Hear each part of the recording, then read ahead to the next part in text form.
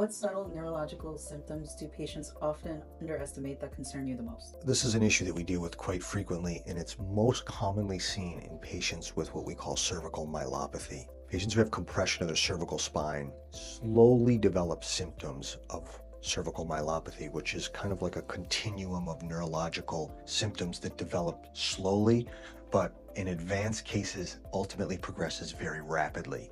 We see patients who subtly start to see that they're dropping objects, they have a little numbness in their hands, they have difficulty turning doorknobs, maybe their writing changes a little bit.